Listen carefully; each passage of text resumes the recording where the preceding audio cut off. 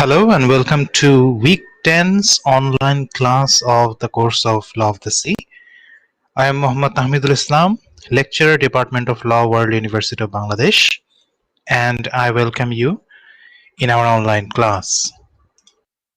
So in this week we have two important topics, which are International Whaling Commission and the International Seabed Authority. So International Whaling Commission এবং international সিবেড authority নিয়ে আমরা এই সপ্তাহে আলোচনা করব। তো আপনাদের সুবিধার্থে আমি এই সপ্তাহে আপনাদের এই দুইটি টপিকের উপরে দুইটি ভিডিও লেকচার প্রিপেয়ার করে আপলোড করেছি। আশা করি আপনারা এই ভিডিও লেকচারগুলো দেখেছেন, এবং যদি না দেখে থাকেন তাহলে অবশ্যই আপনারা এই ভিডিও লেকচারগুলো দেখবেন, এবং পাশাপাশি কিছু স্টাডি ম্যাটেরিয়াল আপনাদের পড়াশোনার সুবিধার্থে এখানে আমি আপলোড করে দিয়েছি, যেন আপনারা আরো বেশি এই বিষয়গুলো সম্পর্কে নলেজ গ্যাদার করতে পারেন। And in the activity part we have a quiz number 6. তো কুইজ নাম্বার 6টা আপনারা নির্দিষ্ট সময়ের মধ্যে অবশ্যই পার্টিসিপেট করবেন, এবং কমপক্ষে একবার আপনারা জেনারেল ডিসকাশন ফোরামে অংশগ্রহণ করবেন, যাতে আমি বুঝতে পারি আপনারা আমাদের অনলাইন যে ম্যাটেরিয়ালগুলো রয়েছে সেই ম্যাটেরিয়ালগুলোর সাথে ইন্টারঅ্যাক্ট করছেন। So now let's go to our lecture content. The first one is International Whaling Commission. So এখানে আমরা একটা লোগো দেখতে পাচ্ছি International Whaling Commissioner.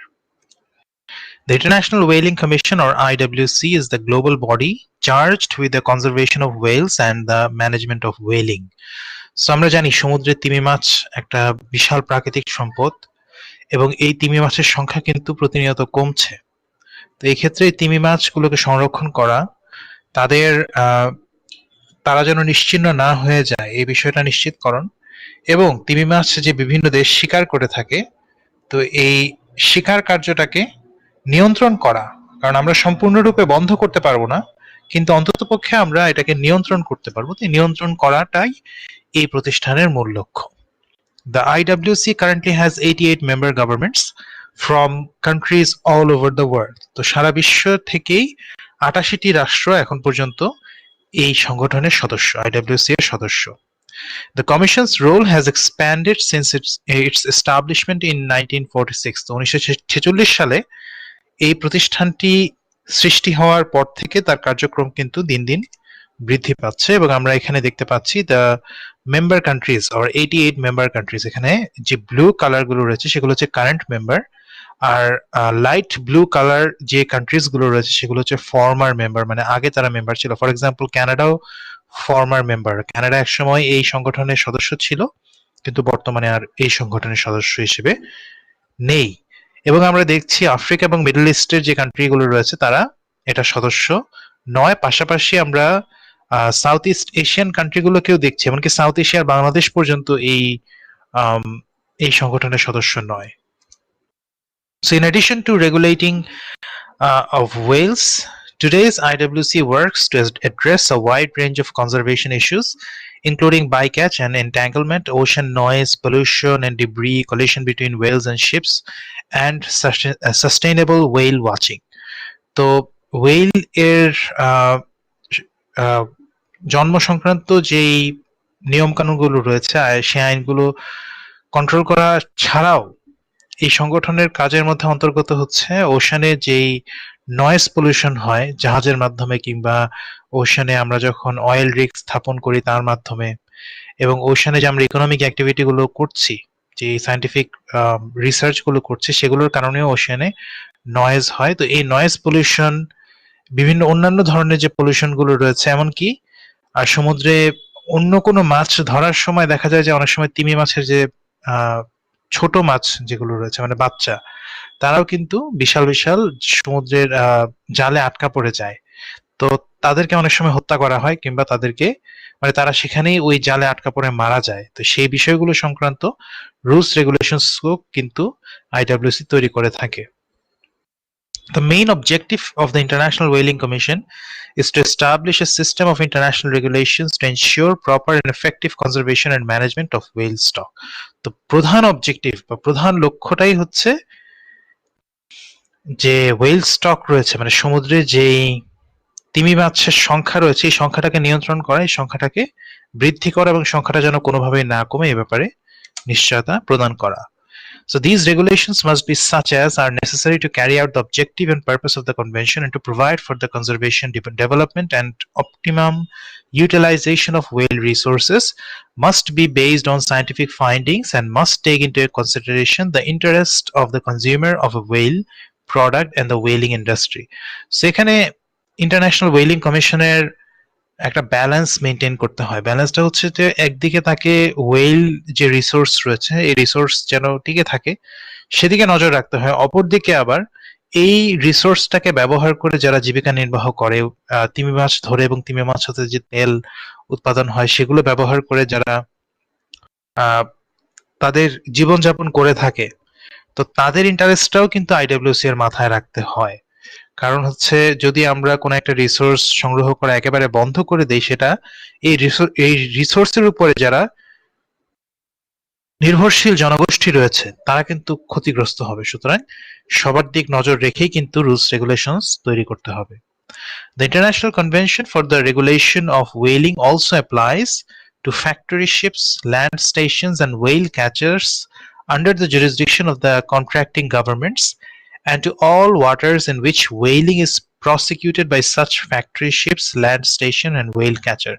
So এখানে বলা হয়েছে যে ইন্টারন্যাশনাল যে কনভেনশন গুলো রয়েছে, আইডব্লিউসি সংক্রান্ত যে কনভেনশন রুলস রেগুলেশনস গুলো রয়েছে, সেগুলো যে জাহাজগুলো রয়েছে মানে ফ্যাক্টরি থেকে যে জাহাজগুলো বের হয়ে যেগুলো আপনার ওয়েলটাকে প্রসেস করছে, যেই জাহাজগুলো ওয়েলটাকে ধরছে মানে তিমি মাছকে ক্যাচ করছে ধরছে, এবং ল্যান্ড স্টেশন মানে হচ্ছে ল্যান্ডে বা হারবারের কাছাকাছি যেই জায়গাগুলোতে ওয়েলটাকে প্রসেস করা হয়, তো এই সমস্ত কিছুই কিন্তু এই রুলস রেগুলেশনস এর আন্ডারে পড়বে। এবং আমরা যদি সার্চ করি সেক্ষেত্রে আমরা দেখতে পারবো যে whale catching ships, they are very different types of ships, মানে whale catching এর যে শিপগুলো রয়েছে তারা কিন্তু একটু ভিন্ন ধরনের শিপ হয়ে থাকে, বিশাল বিশাল জাহাজ, এবং সেগুলো এরকম বড় বড় তিমি মাছকে কিন্তু বিশাল জালের মাধ্যমে ধরছে এবং তাদেরকে কিন্তু প্রথমে হারপুনের মাধ্যমে তাদেরকে হত্যা করা হয়, হত্যা করার পরে তাদেরকে ধরা হয়। আমরা এখানে বিভিন্ন এই জাহাজগুলো দেখতে পাচ্ছি, যে জাহাজগুলো প্রাচীনকাল থেকেই কিন্তু তিমি মাছ ধরাটা একটা পেশা হিসেবে ব্যবহৃত হয়েছে, এবং এটা করা হচ্ছে বর্তমানে আমরা দেখছি যে চাইনিজ এবং জাপানিজ জাহাজগুলো কিন্তু এই তিমি মাছকে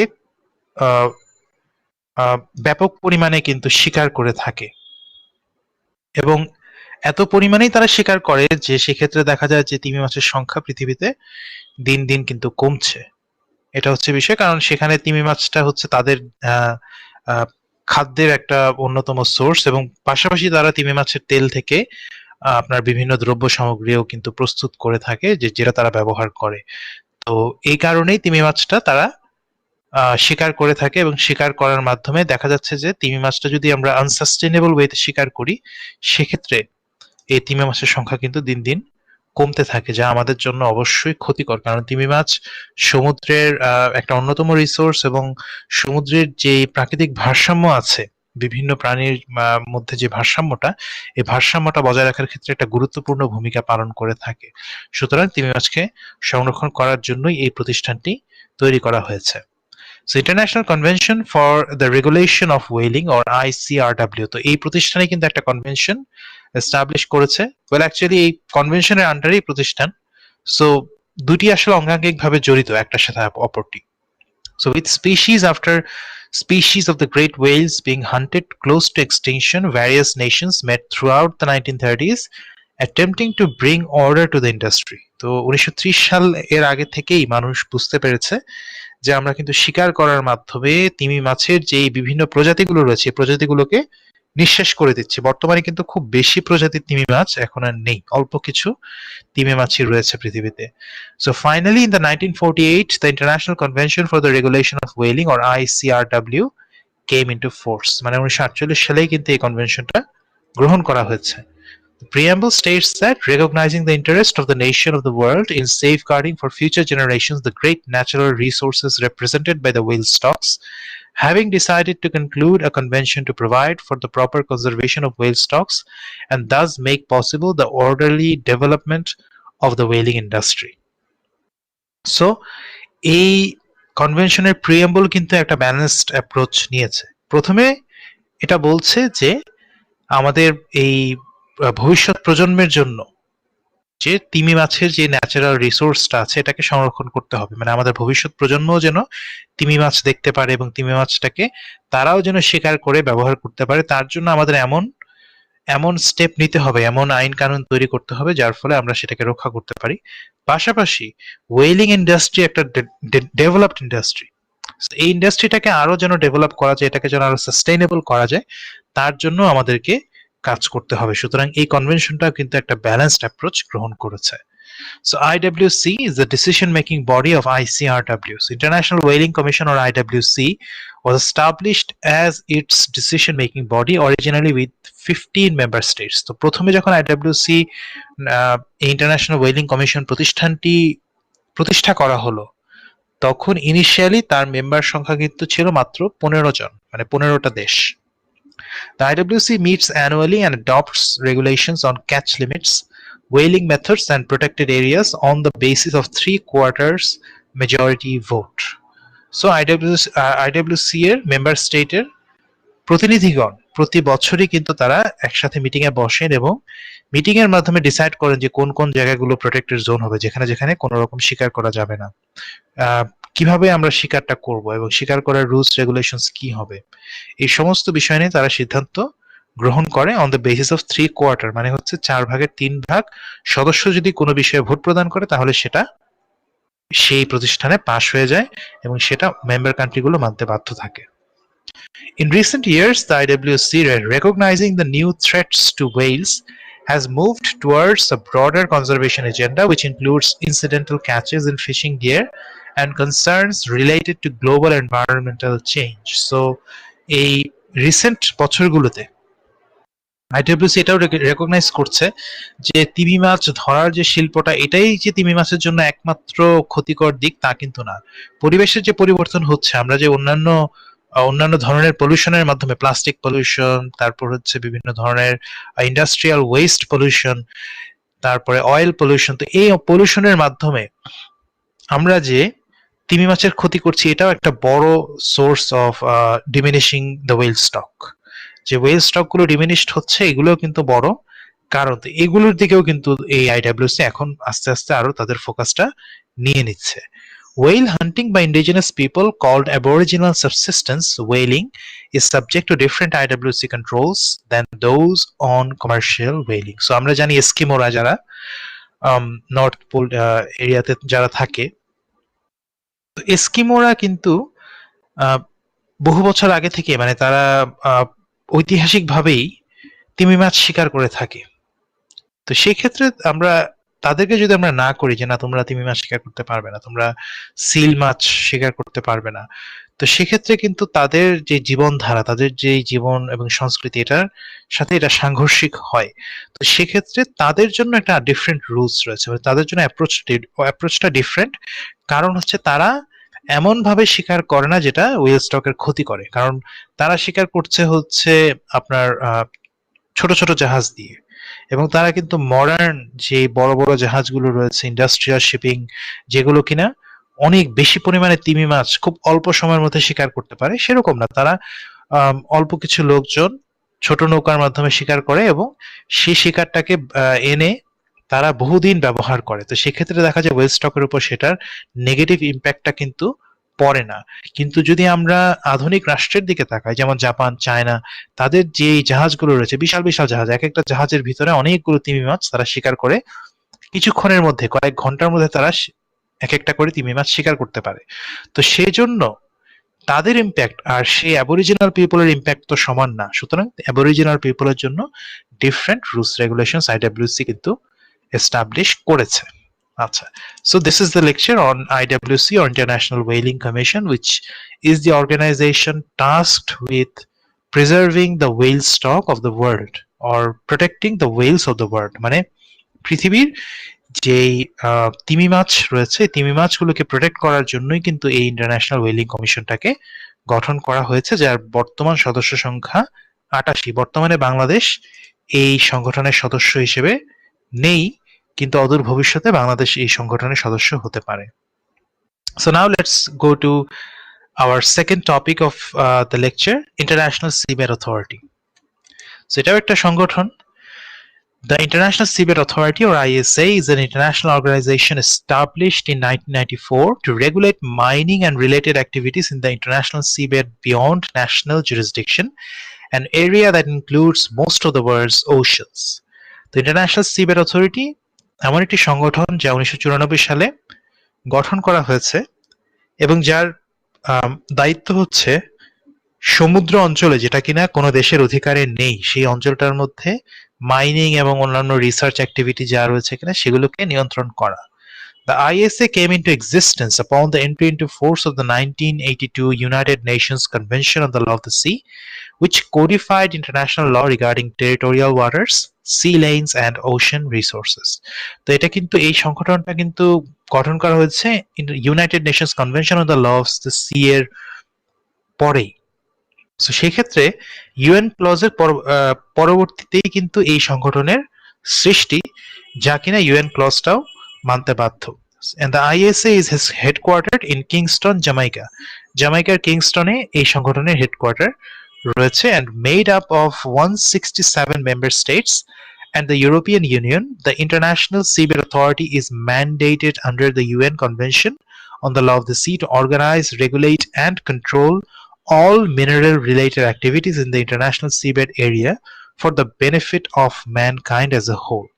So 167টি member state plus European Union, তার মানে ইউরোপিয়ান ইউনিয়নের ভিতরে যেই মেম্বার কান্ট্রিগুলো রয়েছে, মানে ইউরোপিয়ান যে কান্ট্রিগুলো রয়েছে সেগুলো, এর সাথে পাশাপাশি 167টা দেশ হচ্ছে এই সংগঠনের মেম্বার. এবং এই সংগঠনের দায়িত্বই কিন্তু হচ্ছে রাষ্ট্রীয় সীমানার বাইরে যে সমুদ্র অঞ্চল রয়েছে সেখানে জাহাজগুলো কিভাবে চলাচল করবে, সেখানে কোনো রকম অয়েল রিগ স্থাপন করা যাবে কি যাবে না, সেখানে সায়েন্টিফিক রিসার্চ গুলো কিভাবে করতে হবে, এই সমস্ত বিষয় কিন্তু আইএসএ নিয়ন্ত্রণ করে থাকে. So now we can see the logo of ISA, or International Seabed Authority. And the supreme authority of the ISA is the assembly in which all ISA members are represented. প্রত্যেক মেম্বারের প্রতিনিধি কিন্তু ISA এর অ্যাসেম্বলিতে থাকেন. The Assembly sets general policies, establishes budgets, and elects a 36-member council, which serves as the ISA's executive authority. So, এই assembly কিন্তু নিজেদের মধ্যে ভোটের মাধ্যমে 36 মেম্বারের একটা কাউন্সিল গঠন করে, যে কাউন্সিলের দায়িত্ব হচ্ছে এক্সিকিউটিভ অথরিটি হিসেবে কাজ করা, মানে এই প্রতিষ্ঠানটিকে পরিচালনা করার জন্য যে ব্যবস্থা নেওয়া দরকার সেই ব্যবস্থাগুলো গ্রহণ করা. The Council approves contracts with private corporations and government entities for exploration and mining in specified areas of the international seabed, oversees implementation of the seabed provisions of the Convention of the Law of the Sea, and establishes provisional rules and procedures subject to approval by the Assembly, by which the ISA exercises its regulatory authority. So কাউন্সিলের দায়িত্ব কিন্তু অনেক. প্রথমেই council যে কাজটা করে সেটা হচ্ছে যে প্রাইভেট কোম্পানিগুলো যেগুলো রয়েছে, মাইনিং কোম্পানিগুলো, সেগুলোর সাথে চুক্তি করে. তারা যদি কাউন্সিলকে অ্যাপ্রোচ করে যে আমরা ইন্টারন্যাশনাল সিবেড অঞ্চলে এই জায়গাটার মধ্যে মাইনিং অ্যাক্টিভিটি পরিচালনা করব, তো সেক্ষেত্রে আইএস এর সাথে কন্ট্রাক্ট করতে হবে.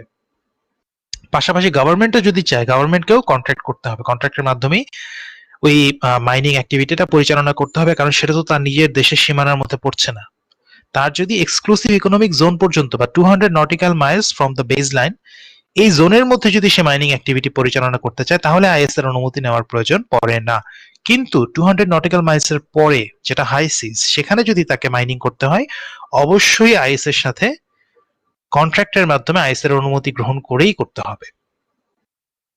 এবং পাশাপাশি সেই অঞ্চলটাতে রুলস রেগুলেশনস সমস্ত কিছুই কিন্তু এই কাউন্সিল অ্যাপ্লাই করে. এই রুলস রেগুলেশনস গুলো কিন্তু আবার অ্যাসেম্বলির মাধ্যমে পাস হয়ে আসতে হয়. The Secretary General of the ISA is nominated by the Council and is elected by the Assembly to a 4-year term.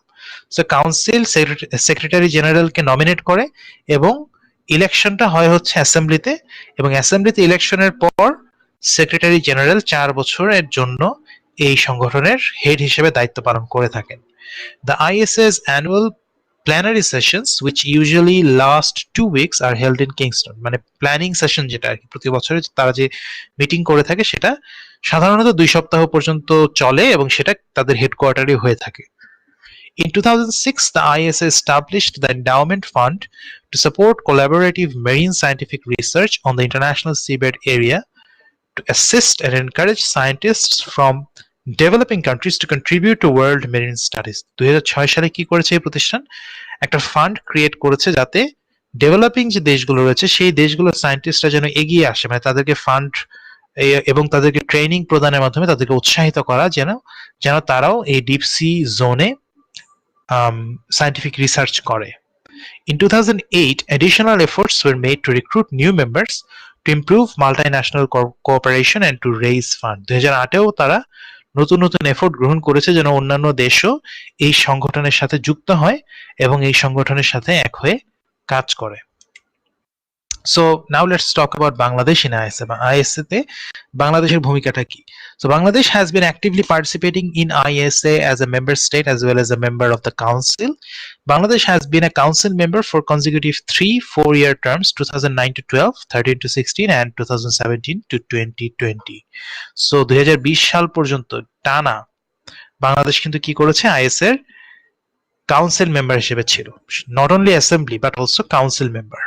In October 2020, Secretary of the Maritime Affairs Unit at the Ministry of Foreign Affairs, Rear Admiral Retired MD Khurshid Alam has been elected as the President of the 26th session of the International Seabed Authority or ISA. তো বাংলাদেশের Rear Admiral Retired Mohammad Khurshed Alam কিন্তু October 2020-এ এই সংগঠনের president হিসেবে 26তম সেশনে নির্বাচিত হয়েছে, যা বাংলাদেশের জন্য একটি আনন্দের খবর.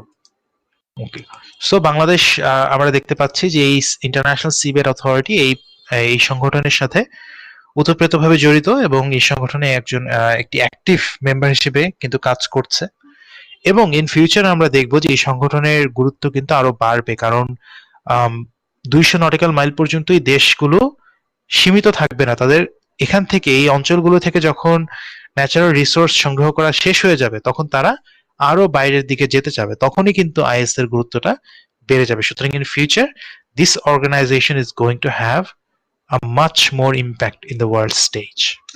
So I hope you have understood the lecture content. আমরা এতক্ষণ যে বিষয় নিয়ে আলোচনা করেছি আশা করি আপনারা সবাই বুঝতে পেরেছেন এবং আশা করি আপনারা সবাই নিয়মিত আমাদের এই অনলাইন ক্লাসগুলোতে উপস্থিত থেকে আমাদের ক্লাসগুলোকে আরো প্রাণবন্ত করবেন. So with that, I hope you have understood the lecture content, and if you face any difficulty in understanding the lecture, you are free to ask in the comment section. I will answer accordingly. So thank you so much for participating in today's class, and I hope to see you all in the next class. Thank you.